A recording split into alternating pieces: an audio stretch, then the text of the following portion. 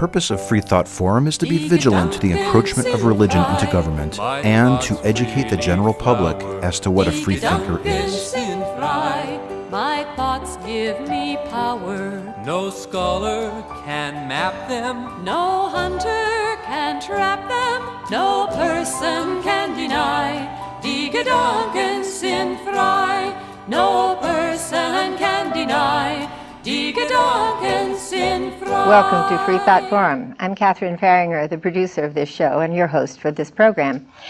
I'm very fortunate today. I have with me the president of the local chapter of N.O.W., Melanie Stafford. I've met her at the Women's Day march that was on March the 6th, in March. Melanie, thank you so much for coming. Welcome to the show. Thank you. I thought we'd just kick around some things. For instance, you spoke at the Unitarian Church at the Forum was it last Sunday? Last Sunday. Yes, Mm-hmm. and I thought so much of the things you talked about were pertinent, and we could go back over them today. Oh, thank you.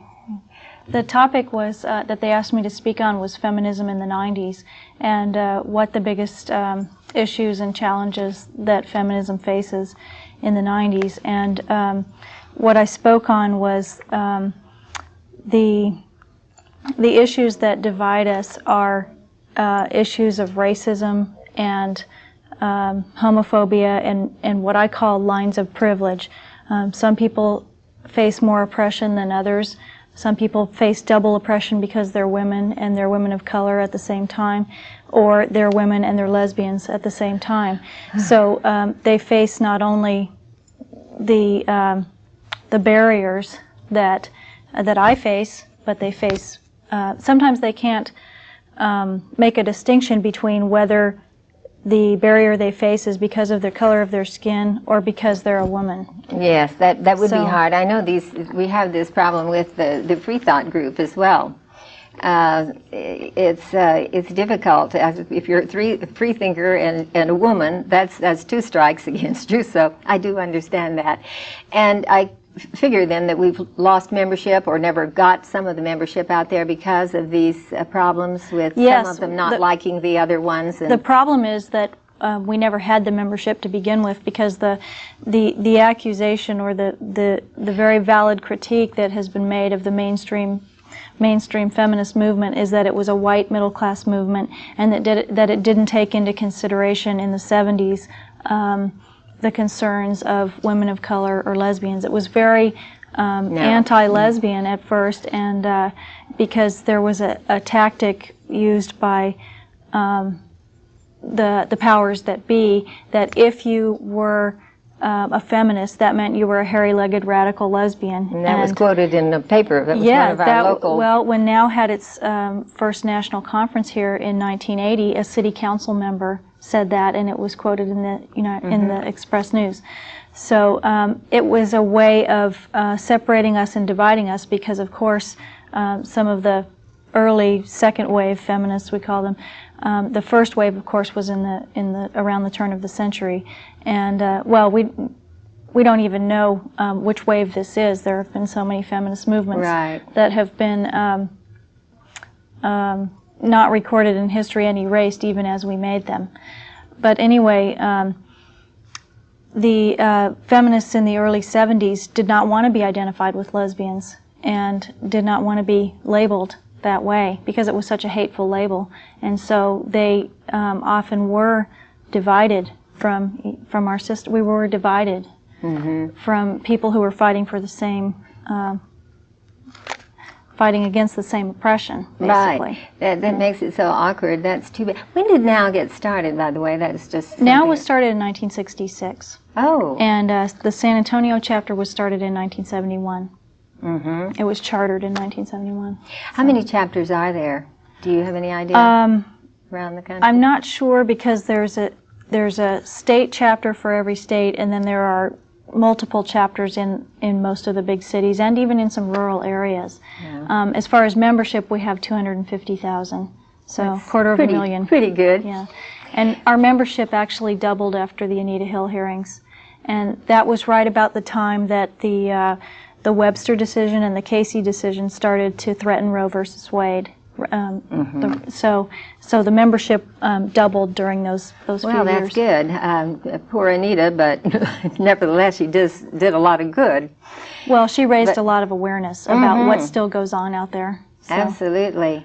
That was an interesting thing, too, because there were some black people who were really down on Anita Hill. Well, that's the bind that I'm talking about. Yeah, that is the bind. There were some black women who didn't know whether to tune in to the racism, the absolutely horrific racism that they were seeing going on in that trial, or to the sexism that they were seeing going on. And sometimes the loyalty has to be to their race first instead of to their gender first, because of the history of their oppression, because of slavery, right, and because of their heritage. They will be loyal to their race first. But it was black and black.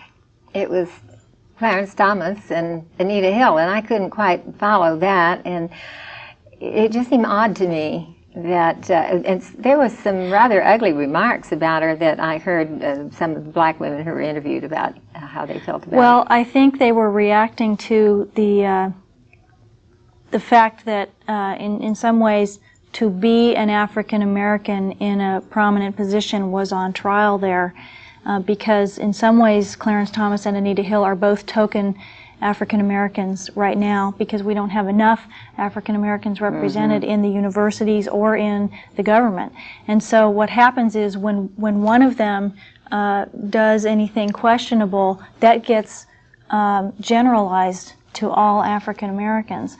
So that what you saw was these two African Americans against each other on trial by a bunch of white people. Yeah, Is what you saw. Yeah. You know, the Senate committee was all white males, and so I think black women must have felt very divided by that whole. it was certainly an awkward situation, to say the least, and it's still being argued today. Well, some women still do not believe Anita Hill to this day, and I think that's because women have internalized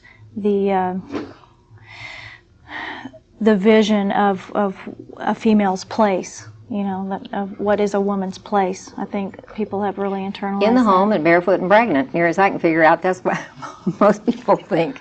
Right. I was thinking, too, how about in activism? Don't you have some people that are reticent to do that sort of thing, like carry posters yes. and march and all that? Oh, yes. That's very hard to get people to do in South Texas and in San Antonio. Yeah. And I think people are afraid to take a risk and to be that public with their views. Well, especially when the bra burners, remember, when was that? That was in the 70s, wasn't every it? And time we show our faces, take a risk, oh, there are become those bra public, burners. We get labeled. Either we're, bra burners or radicals, or, we get some kind of pejorative label put on us. And that's why people are afraid to be associated with it, because they're afraid of what it's going to do to their relationships, what it's going to do to their jobs. We live in an economy where people can't take those kind of risks. That's true. So, but unfortunate. But in this demonstration thing too, and in this prominence of the feminists today as being so strident, I'm afraid that's the impression most people have. I would imagine there are many women who really are terrified of just that aspect of the whole idea. well, But, part of that, Susan Faludi outlined that in her book Backlash, that part of that label of being strident has been put on us by the media. Oh, yes. No matter what we do, I can be the softest, most feminine person, and I will be seen as strident because I question authority. I question authority. A good thing to do. And so what happens is I become a troublemaker, and I become strident, and I get all these labels attached to me. Yes, and when you're persistent in something too, as I am in my pursuit of free thought, and pushing it into the mainstream and into the media, which is very, very difficult. They're not crazy about us, but yes, there is a tendency, and of course I get compared to Madeline Murray O'Hare all the time, and her style is a little different from mine. So it's well, these are all anytime things you that- take on the power structure, the establishment, the status quo, they're going to try to make you look crazy or hysterical, or like it's that time of the month or something like that, Yeah. so that they can distance you from the ordinary rational person, so that they can make you look like you're an aberration, like you're This is an abnormal. element of womanhood that is really, they are strange. Stay away Right, from and we all know what mainstream women think, Well, so that's why you see so many. That's why you see such a fight over this word mainstream. What's mainstream and what's not? Yeah. Who gets to define what's mainstream and what's not? It's very narrow, I must say. And that's there's a big battle over that word right now. I mean, the what I think of as the radical religious right is trying to claim that they're mainstream. Yeah, And, absolutely. you They're know- claiming everything. I'm scared to death of them. And feminists are also try to say that most women in America agree with what they're proposing, that women should have equal rights, that women should have equal pay, that women should have control of their own family size, their own homes, and it's up for debate what's mainstream and what isn't. Mainstream is a false definition to me. Yes, it is, because the mainstream should be wide enough to encompass what a bigger section. Mainstream seems to be terribly conservative and terribly afraid to get out there and say anything that won't be approved by somebody out there who is supposed to be mainstream. I don't understand it. That's what I'm saying. I think that this definition of what the mainstream thinks is kind of a red herring for us. Yes, but I find that know. again in the Freethought thing. It's ridiculous. Everybody's so scared to touch it because other people won't like it. I think the only people that won't like it are the really stuffy far-right idiots. Oh, I shouldn't say that, I guess, but that are trying to force their ways upon us. Well, there's been a claim, of course, made that feminists are extremists that are trying to force their views on us as well, and so that's why there's such a battle over the middle ground. And I think that what we need to start thinking about is celebrating the diversity of viewpoints and not worrying about who's in the middle or who's not, because we all contribute. I mean, to me, I see it more as in some ways, that's a very linear way to look at things. It's somebody's on the left and somebody's on the right, and then so we're gonna somebody's in the middle. Well, I look at it more as a circle, or as a circle where there's no left, right, and middle. Everybody is on a certain continuum, and all of those viewpoints contribute to the middle. And there's no value attached. There's no value attached to those viewpoints. I mean, there's value. There is value, but they're even. They're evenly spaced. And so I think that part of the struggle and the growing pains of the 90s is to start valuing that kind of those different voices and those different faces and that diversity. And I think the critiques of the women's movement have been legitimate, that it hasn't always included the full spectrum of voices. And I think that organizations like NOW are working very hard at doing that. We're trying to practice what we're preaching. We want the administration and the Congress and the decision-making bodies in this country to reflect the faces of America. Right. To reflect the populations that live in America. And we're trying to do the same within our own organization, at the executive level and all the way down through the state and local levels. We're trying to make sure that we have representation of the many different voices and faces. Very good. I was wondering, and I've belonged to women's groups for quite a few years now, and every time I would go to whatever it was, Tehran or NOW or anything, there was such a preponderance of older people, and so few young, if any at all, in some of these things. And I know they, of course, are busy. They're either getting started on they're in school, or they're getting started on a career, or they're getting started on a family or something. Do you find in the national, and even in your local chapter, do you find the absence of youth? Yes, if you define youth as high school age and college age, yes, there's definitely... And young marrieds. And we're trying really hard to reach out to the local college populations for that reason, going to their women's fairs and their different events to reach out. Oh, good. You're doing back that? To them. Oh, yes. Yeah. Oh, During Women's History Month, I was at every different school with a Now table. And... But we have a diversity of ages, certainly within our local chapter and especially at the national level. But I think one of the things they say is that men get more conservative with age and women get more radical with age. Yeah, I think so. And my experience has reflected that. And I think that sometimes women, as they get older, are more willing to take risks, and they're more open to, to becoming public figures, and they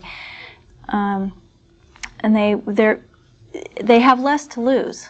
Right. Because what happens is, we've defined youth and beauty. We've defined beauty as equals youth, and we've defined a certain kind of woman that you're supposed to be.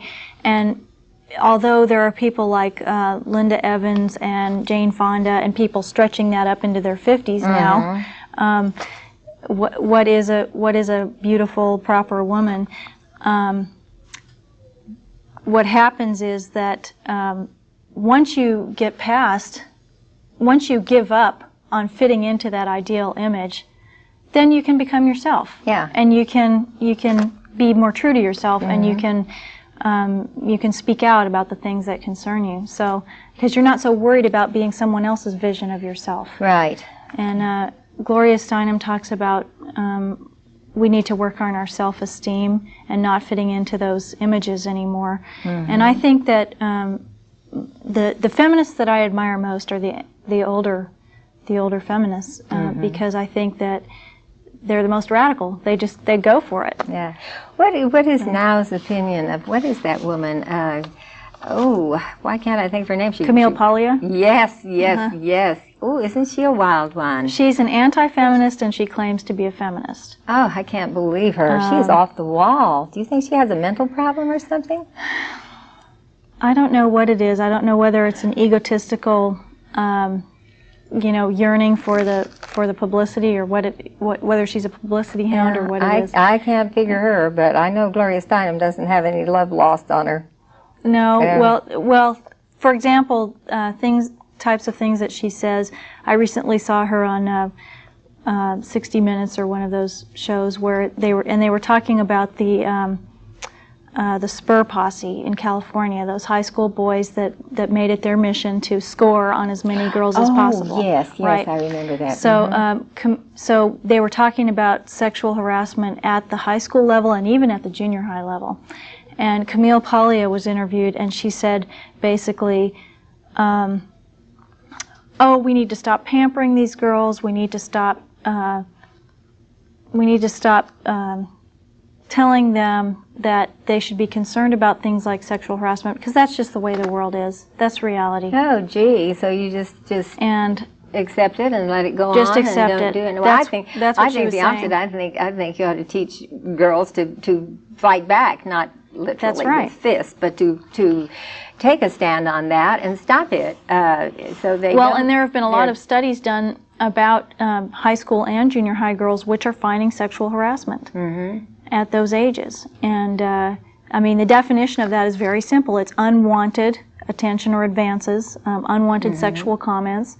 That happens to girls that are 12, it's the definition in the courts is from a reasonable person's point of view, but since we know that a reasonable woman's point of view differs from a reasonable man's point of view when it comes to those kind of dynamics, the Fifth Circuit in California has defined it as a reasonable woman's point of view. Oh, well, that's nice. I like that. If a woman finds it offensive, it's sexual harassment. Hey, goody. So, good for our side. That's wonderful. And so that, I'm sure you remember in your own experience that can happen to you at a very young age.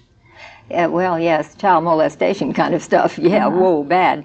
So, But anyway, Camille Paglia just wants to dismiss the whole phenomenon and just say that's the way the world is. Forget it. You know, basically, boys will be boys, and you just have to put up with it. Yeah, like the Navy and all of that. Boys Tail will be hook, boys. and you know, you just got to put up with it. Marvelous. But I think as women move into decision-making positions and positions of power, they're not going to put up with it, and that's what we've seen. So there needs to be a whole different dynamic between the sexes, and it needs to be a dynamic of respect. That's all it is. What worries me a lot are all the women, and this is again into that far-right element or the evangelical types that firmly believe the woman's place is in the home, raising the children and all of that. And these women, I've heard them say, I used to listen to a lot of Christian radio just to see what was going on out there until I could gag me. But I do think it's important to know what they're up to, and they act as if nobody else can hear them, just Christians, because that's where they would rouse people to. They did it for this studio one time. There was a gay young man who wanted to show some tapes that he had from some program they were doing up in Dallas. And it was scheduled to go on at 1 o'clock in the morning or something. You never heard such a commotion in all your life.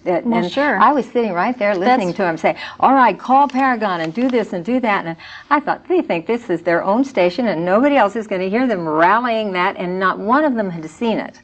How could they make a judgment? Well, sure. I mean, it's very threatening. Anything that threatens the sort of biblical order of, you know, God's on top, then comes the man, then comes the women, then come the children, and then come the animals. Don't forget the ass comes before the wife, as I recall. Well, what happens is that, you know, this becomes a problem because then you even get into the whole problem of speciesism, or the whole problem that instead of being part of the earth part of, you know, a natural order where we don't dominate the earth, we are perhaps more capable of being caretakers of the earth than some other animals. But awfully careless. You know, you get this hierarchy where where men are the rulers and then everybody else comes last, and anything that threatens that, you know, they're going to come out against. And lesbian and gay people threaten that because they don't have sex just for procreation.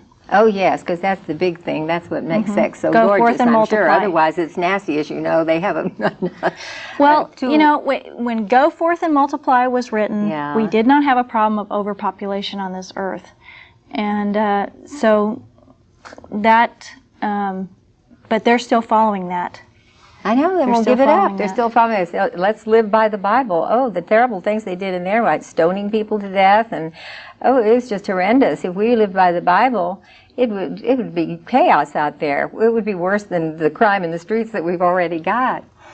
Well, what were some of the other points you raised the other day at the forum at the church? I'm trying to think back. It was so good. I'd love to have a copy of all the things you said. Well, the point that I was raising was that white people often are not aware that because of the color of our skin, we have privileges and passes into places that we're not even aware of. For instance, we have we can get housing, get a job, get certain other basics to survival without even being questioned, really. I mean, you know, of course we have to interview for these things, but we're not suspect, we're not automatically suspect. Whereas if you're a person of color, you automatically might be a criminal, you might be suspect in some way. And it's like the story of people walking into drugstores and having the store detective follow them around simply because of the color of their skin. There's a different dynamic that goes on, Yeah, I've heard people say, well, if you were walking along the street at night and you saw a black man coming towards you, or in other words, black or white, they tended to be more afraid of the blacks. That's a darn shame that we think like that. It's really terrible. But well, we all have internalized racism, and we all have internalized homophobia, and we're threatened by what's different. And we make certain assumptions about people based on their appearance. And the challenge, I think, of feminism in the 90s is to be able to look inside and find those fears that we've internalized and come to grips with them somehow, and be able to reach across these gaps that we have with people. And I was saying at the church that I think one of the most effective ways to do that I've found is to become friends with someone who's different than yourself, one by one. And I know that my own experience with overcoming my own homophobia has been that way. Some of my very best friends from college have come out to me that they're lesbian, and these are people that I respect and admire and love very dearly, and so it's not abstract to me. Right. It's very personal. Yes, and you've been communicating with them and loving them for years, and so therefore you realize that they were people. Of course. For heaven's sake. Of course. So yes, that is. I had an experience one time with that. We were going to have some black people move in an apartment. This was when we lived in France in military housing, and the talk. And of course, I was always pushing for rights, and I couldn't wait to get up there and introduce myself and meet them. And it was the strangest thing. He was so nice, and two of the kids were darling, and I couldn't stand her. And I came home and I thought to myself, oh shit, I've been thinking about color too, because I was going to think everybody was marvelous, and instead there they were, just people. It was the strangest. So I guess you had kind of a... Well, what it does is that it makes you, if it's someone that you love, or someone that you're close to, it makes you, you're putting yourselves in their shoes, and you're thinking about what they're going through, and you're very empathetic to start with. And so because of my friend, because I was thinking about them, when this whole ban on gays and lesbians in the military happened, I was just mortified, because I was thinking about how they must feel. Yes. I mean, they're not in the military, but I was thinking about how, how people in the military who've served their country, who have been exemplary people at their jobs, must feel to just be completely written off because of their private lives. Well, I'm sorry to say that we're coming to the end here, and I have to say goodbye for now, but I want to thank you for coming. It was really great, and we must do this again sometime, because we haven't begun to scratch the surface. Well, can I plug the national conference before we have to go? If it's still on, go. Yes, we're having our national conference here July 1st through the 3rd on the Riverwalk. No person can deny, die sin frei. No person can deny, die Gedanken sind frei.